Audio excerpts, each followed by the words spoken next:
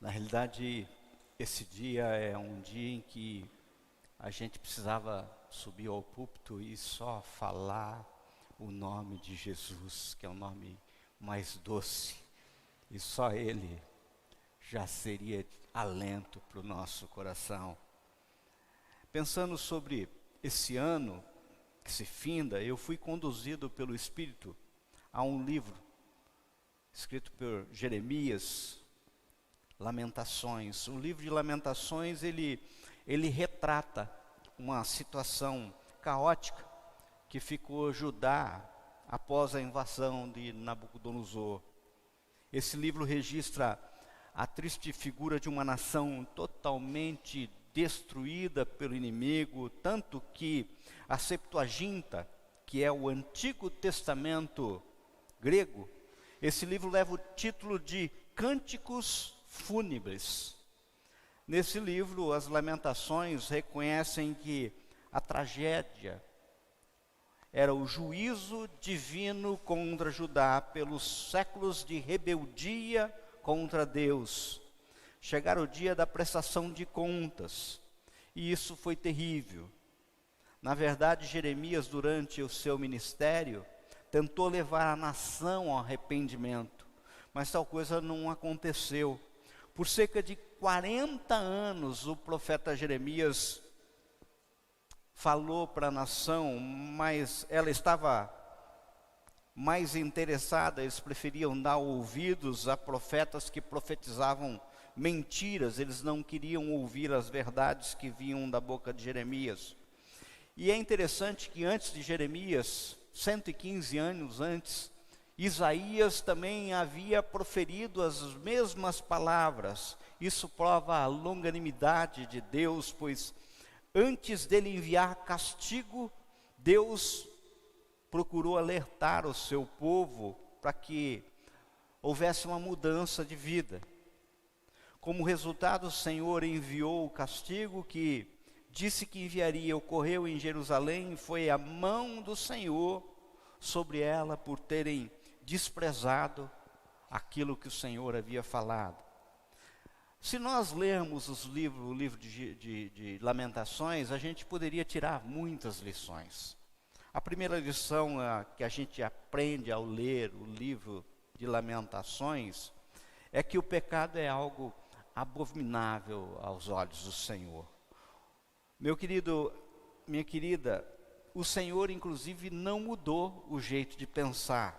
Ele continua hoje chamando a atenção do seu povo contra o pecado. Aquilo que Isaías escreveu lá no capítulo 55, verso 6, vale mais do que nunca para os dias atuais. Buscai o Senhor enquanto se pode achar, invocai-o enquanto está perto. Ou seja, Deus continua mostrando de uma forma clara que o pecado é abominável aos olhos dele. O apóstolo Paulo nos fala em Romanos 6:23, nos diz: o salário do pecado é a morte. A segunda lição que a gente poderia tirar desse livro, se nós folhearmos ele, é aprender que quanto é trágica a consequência do pecado. Jeremias nos mostra no livro de Lamentações, se vocês florearem, aquilo que ocorreu com o povo que se rebelou contra o Senhor. Se você folhear a tua Bíblia, você vai ver lá um povo escravizado, exilado, humilhado, mulheres foram violentadas, o povo foi saqueado, o templo foi destruído, os muros da cidade foram derrubados, enfim, ocorreram muitas mortes. O livro retrata a figura de profetas mentirosos, e ele relata ainda um povo que a fome se instalou de tal modo que mães, a ponto de mães matarem os seus próprios filhos e comerem. É isso que está relatado no livro. Infelizmente, muitas vezes preferimos ouvir mentiras ao invés de verdade, porque muitas vezes a verdade incomoda.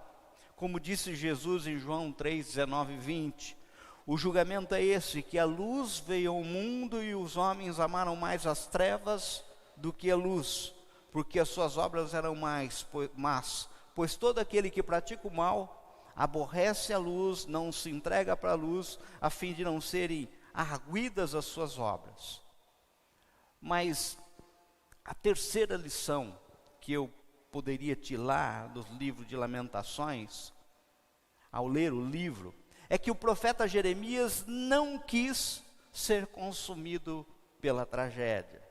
E no caso é justamente sobre esse ponto que eu queria meditar com vocês, sobre o fato de que Jeremias, em detrimento de tudo aquilo que estava acontecendo na nação, diante de todo esse cenário caótico, não quis ser um poço de mágoa, ele não quis morrer envenenado com a amargura da sua alma.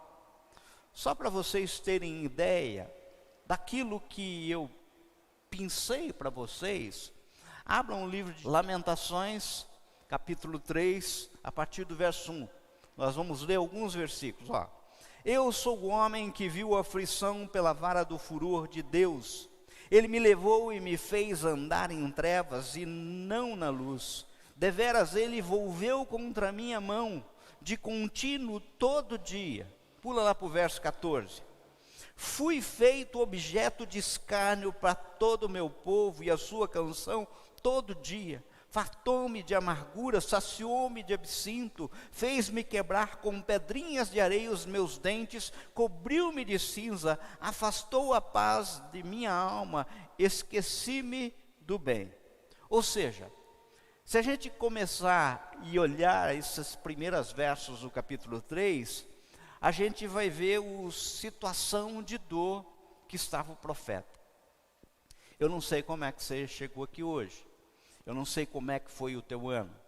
Sobretudo esse ano de 2020, agora o ano de 2021, houveram muitas e muitas dores. Nós ainda estamos atravessando por uma crise, né?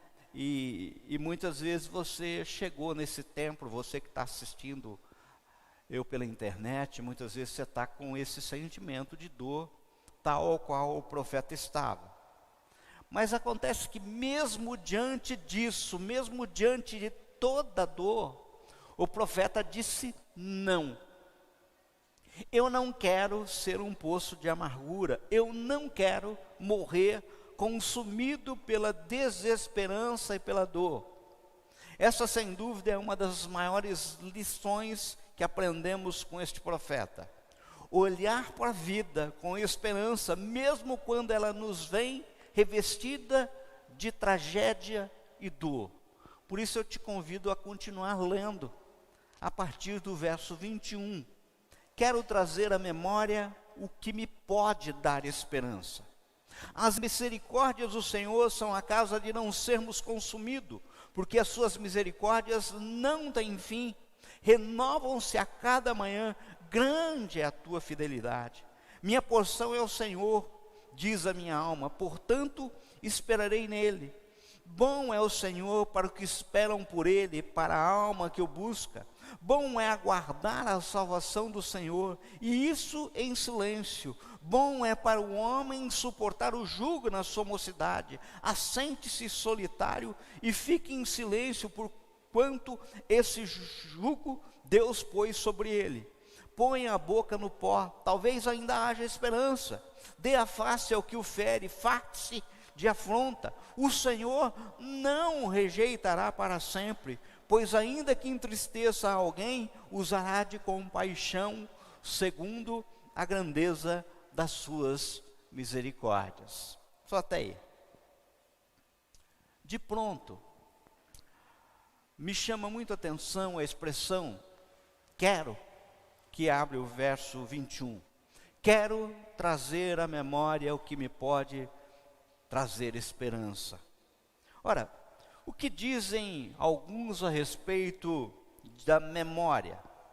Alguns dizem, eu não controlo o que registro na minha memória. Ela é involuntária. Eu não posso simplesmente excluir uma pessoa ou acontecimento da minha memória. Não vou mais pensar nisso. Não é assim que funciona, a gente não consegue. O registro é como se fosse automático, não depende da nossa vontade. No computador você simplesmente aperta um teclado lá, deletar, e é deletado. Já no ser humano, o registro ele é involuntário, realizado pelo fenômeno RAM, registro automático de memória. Na verdade, muitos, inclusive, apontam que involuntariamente nós podemos plantar flores no secreto do nosso ser ou acumularmos entulho, acumularmos lixo. Muitos dizem que a emoção que coloco no registro desses acontecimentos demonstra a sua qualidade. É aquele tipo de coisa assim, olha, uma crítica mal trabalhada pode romper uma amizade. Uma discriminação sofrida pode encarcerar uma vida. Uma decepção afetiva pode gerar intensa insegurança. Dizem que não há como apagar nossos conflitos, ou pessoas que nos machucam, nem os momentos difíceis. E o que fazer então, diante disso? Eu digo para vocês que é simples. Eu tenho que trazer à memória o que me traz esperança. E para tanto, antes de tudo, eu tenho que querer fazer isso. Quero trazer à memória. Amado, amada, entenda, o homem, ele é dotado do poder da escolha. É isso que nós, quando nós olhamos o culto rejeitado, que está apontado lá em Isaías capítulo 1, quando ele chega no verso 18, ele está batendo um papo com o seu povo, ele diz exatamente assim, ó: vinde, pois, arrazoemos, diz o Senhor.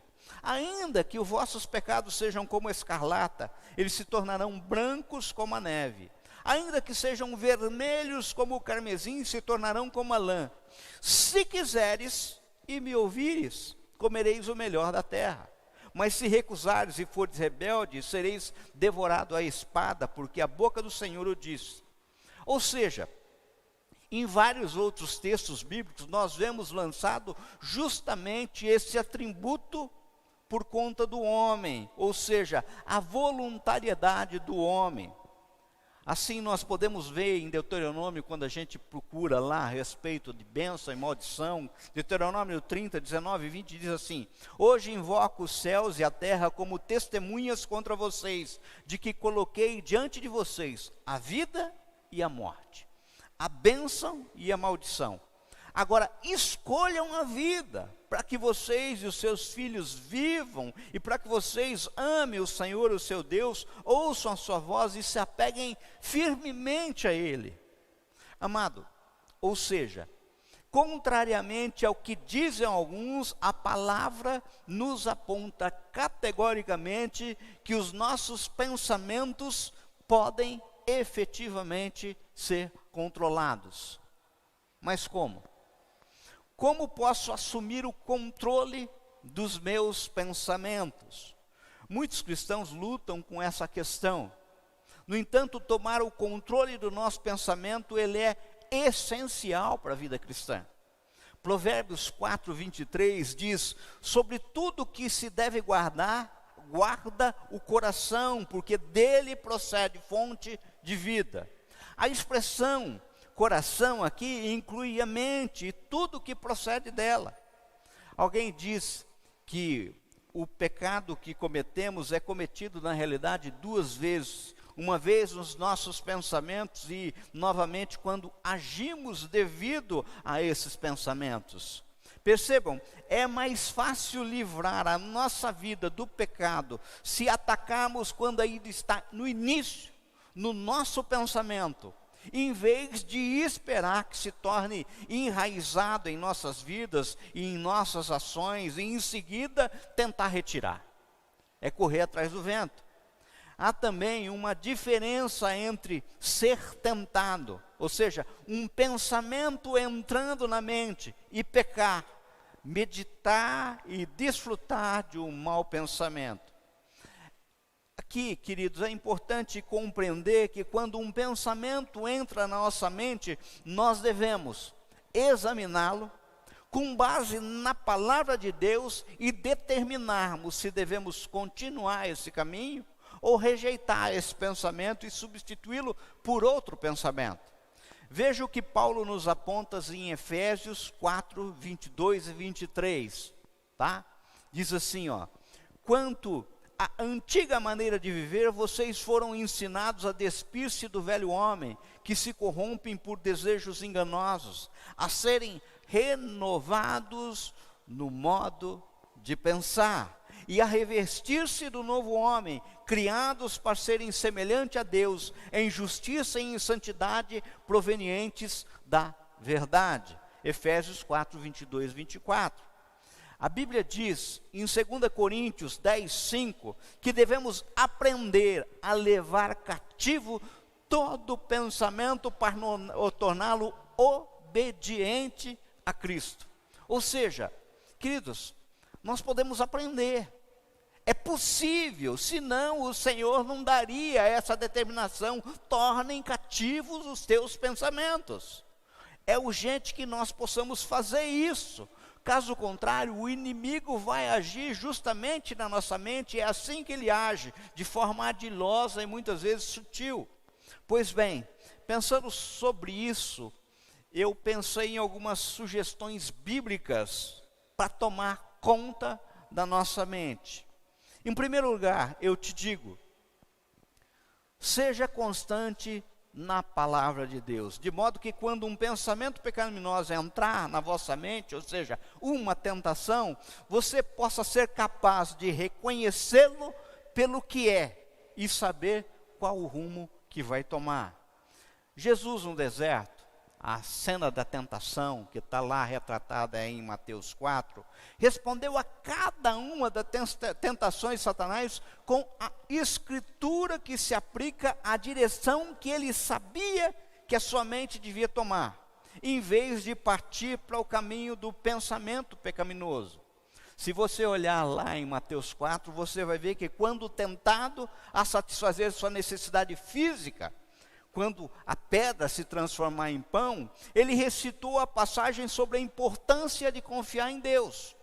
Quando ele foi tentado a servir a Satanás a fim de obter a glória do mundo, ele trouxe a passagem que diz que devemos servir e adorar somente a Deus e falar da glória que pertence a Ele e aos que são seus. Quando tentado a testar Deus, para ver se ele realmente estava ali ou se iria manter as suas promessas, Jesus respondeu com passagens que enfatizavam a importância de crer em Deus e ter que demonstrar a sua presença. Ou seja, citar as Escrituras em um momento de tentação não é simplesmente um talismã, mas serve de propósito para guiar a nossa vida numa trilha bíblica santa.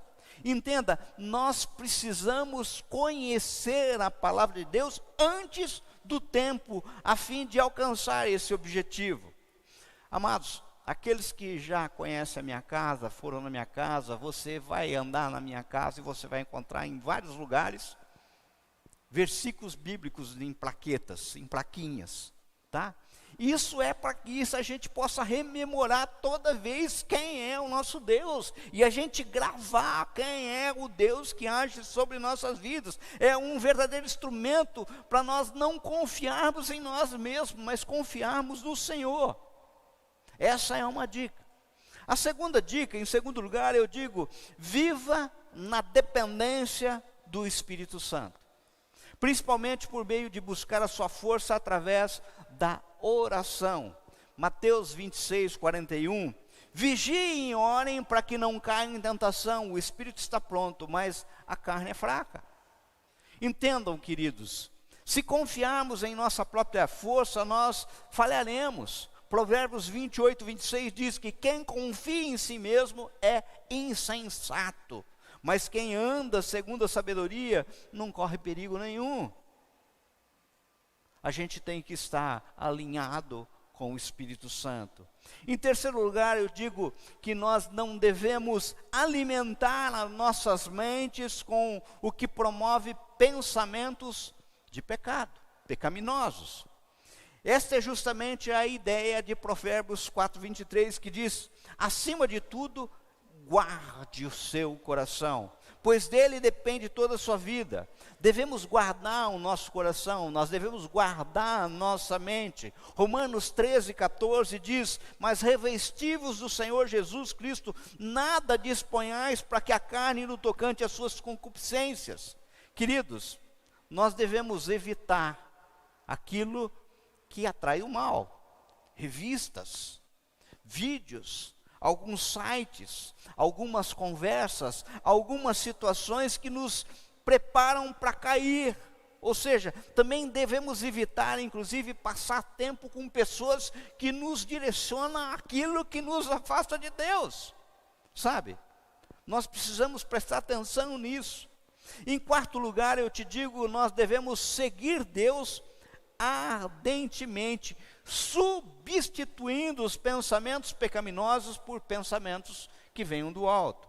A Bíblia fala muitas vezes que se despojar de ações e pensamentos errados e em seguida de se revestir com ações e pensamentos divinos. É isso que Paulo escreve em Efésios 4:22-32.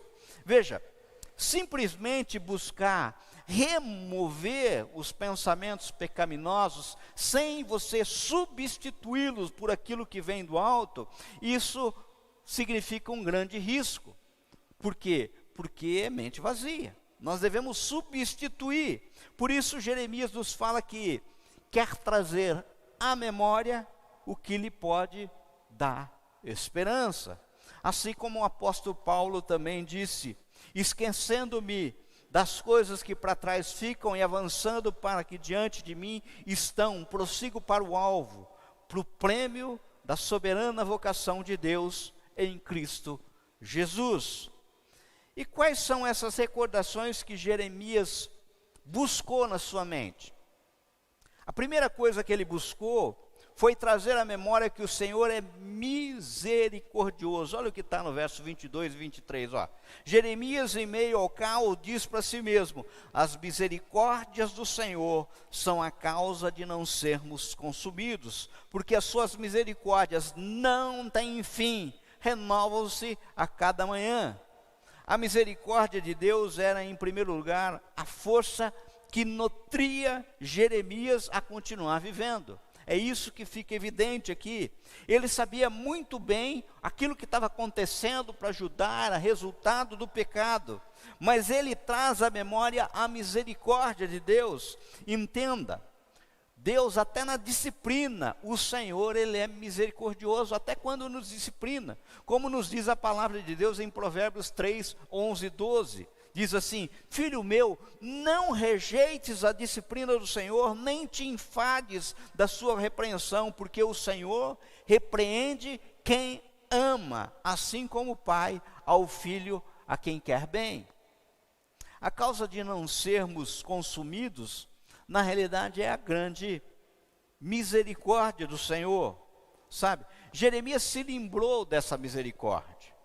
A segunda coisa que ele buscou trazer à memória é que o Senhor é fiel. Olha como é que ele termina o verso 23. Renova-se a cada manhã, grande é a tua fidelidade. O Senhor não é só misericordioso. O Senhor, além de misericordioso, Ele é fiel. Em 1 João 1,9, a palavra diz que se confessarmos os nossos pecados, Ele é fiel e justo para perdoar os pecados e nos purificar de toda a injustiça. É exatamente dessa fidelidade eterna que Jeremias cria. Ele esperava que o cativeiro babilônico aos judeus se lembrasse de aliança que eles haviam quebrado no passado e voltassem novamente ao Senhor. Queridos, Deus é fiel e Ele não pode ser diferente disso.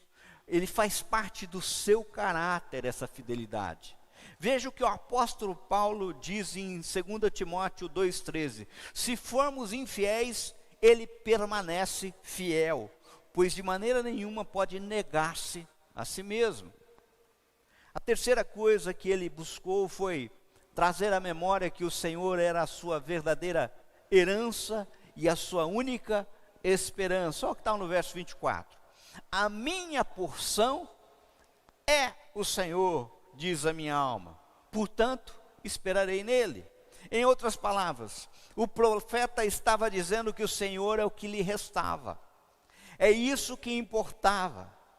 É o seguinte, olha, os bens materiais, se perder, a família pode morrer, os sonhos podem deixar de existir, mas o Senhor nunca irá deixar de ser o nosso bem maior. Ele é o nosso bem maior.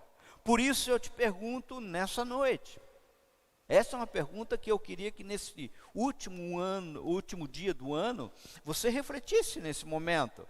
Quem tem sido a sua herança, meu irmão? Os bens dessa terra ou o Deus eterno? A quarta coisa que ele buscou foi trazer à memória que o Senhor era bom para que o esperavam nele. Bom é o Senhor para que os que esperam nele, está no verso 25, para a alma que o busca. É bom ter esperança em Deus, porque Ele é bom para todos que nele esperam. Querido, querida, façam como Jeremias, esperem no Senhor. Eu não sei como você entrou no coração, com o coração aqui, muitas vezes apertado, muitas vezes com alguma dificuldade, muitas vezes alguma pessoa enferma na família. Eu venho falar para você, espere no Senhor, confie no Senhor, busque no Senhor, sabe? Ele é fiel. A quinta coisa que ele buscou foi trazer à memória que o Senhor era o seu Salvador. Olha o que está no verso 26. Bom é aguardar a salvação do Senhor, e isso em silêncio. Entenda, Jeremias não perdeu a esperança porque o Senhor era o seu Salvador.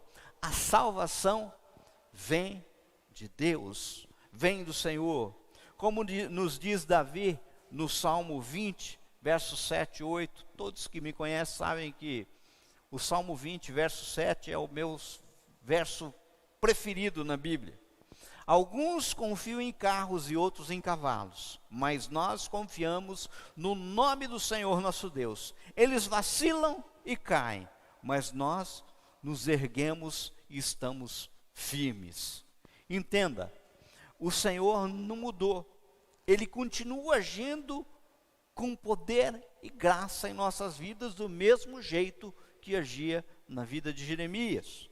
A sexta coisa que buscou foi trazer à memória que o Senhor atende os humildes. Olha o que está no verso 29, ó. Ponha a boca no pó, talvez ainda haja esperança. Pôr a boca no pó significa humilhar-se debaixo da potente mão de Deus.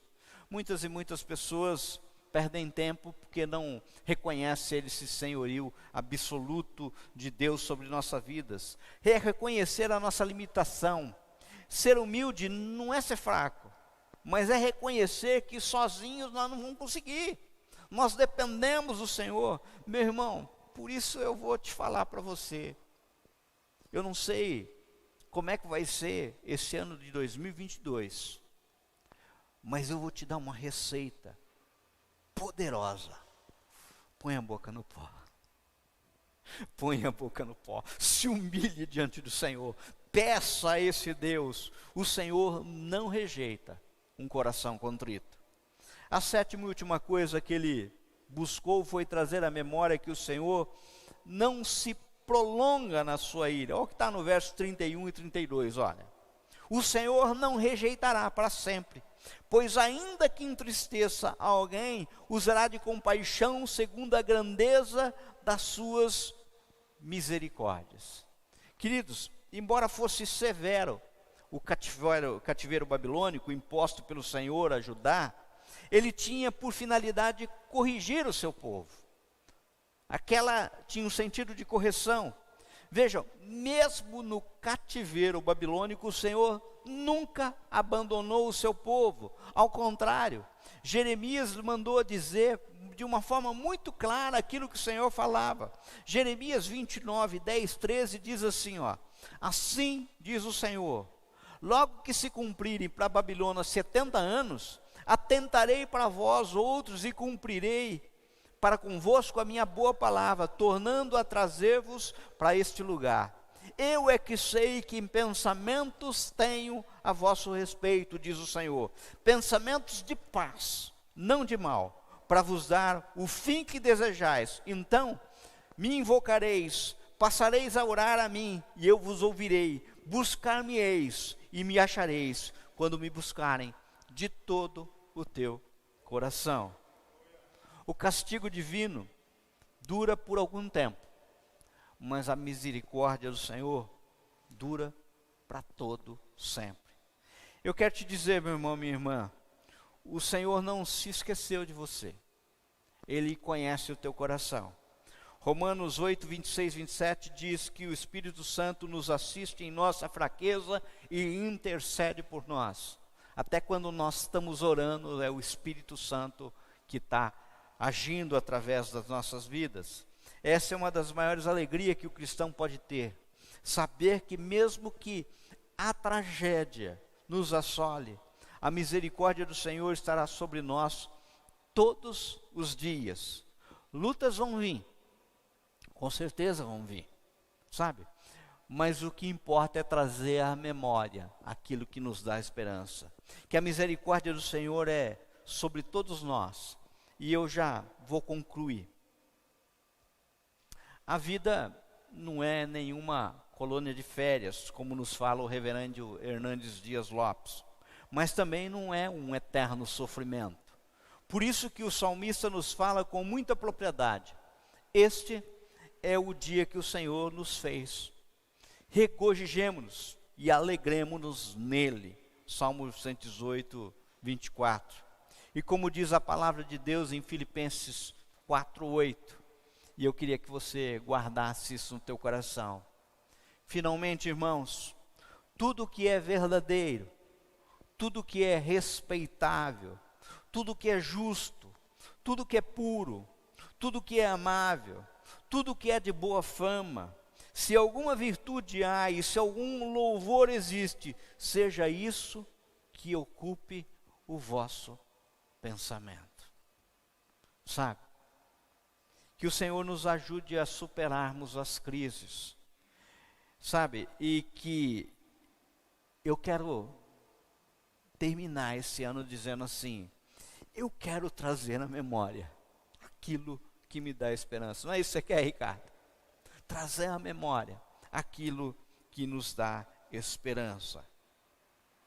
Nós vamos orar agora. Eu convido aquele que sentir do coração, tomar a posição que quiser, muitas vezes de joelho aí, e nós vamos levantar uma oração ao Senhor, sabe? Por esse momento, por essa passagem de ano. Muitas e muitas pessoas estão se divertindo. Praias estão lotadas, eu não tenho nada contra isso. Mas se o povo lembrasse do nosso Deus, nesse último dia, se o Senhor fosse lembrado nas famílias, nas mesas, nos brindes, se o Senhor fosse lembrado dentro das casas, se o Senhor fosse lembrado nos casebres e nos palácios, se o Senhor fosse lembrado nesse momento, com certeza, as nossas memórias seriam muito melhores. Vamos orar? Pai, queremos nesse momento, a exemplo do que fez Jeremias, trazer à memória aquilo que nos traz esperança, Pai. E a esperança de não sermos consumidos é o teu senhorio sobre nossas vidas, Pai. É o teu senhorio sobre nossas casas, sobre nossas famílias. Pai querido, Pai amado, a esperança nossa, Senhor, é a tua misericórdia. Senhor, como tu tens sido misericordioso para conosco, para com o nosso país. Senhor, a razão de não sermos consumidos, Senhor, é que o Senhor é longânimo, Senhor. O Senhor dá uma chance, duas chances. O Senhor, Pai querido, Pai amado, dia após dia nos dá chance de conserto, Senhor. Senhor, do mesmo jeito que o Senhor falou 115 anos antes a Isaías, Depois por 40 anos pela boca de Jeremias, e um povo de dura cervios não ouviu. A ponto, Senhor meu Pai, do teu servo quase desfalecendo, só lhe restar a esperança nas tuas promessas, que se cumprem, que se cumprem. Senhor, quantos lares destruídos, Pai querido, Pai amado, quanta violência, Senhor meu Pai, quantos assaltos, quantos crimes no nosso país, Pai querido, Pai amado, quantos, Pai querido, Pai amado, filhos abandonados, quantos casebres, Pai querido, Pai amado, em que não tem mais pai, não tem mais mãe. Quantas e quantas pessoas, Senhor meu Pai, hoje, Senhor, neste momento estão drogadas, estão bêbadas, Senhor. Quantas e quantas famílias, Senhor meu Pai, não têm esperança nenhuma no futuro, simplesmente porque não te conhece. Ah, Senhor, se revela a eles, Pai, do jeito que o Senhor tem se revelado a nós.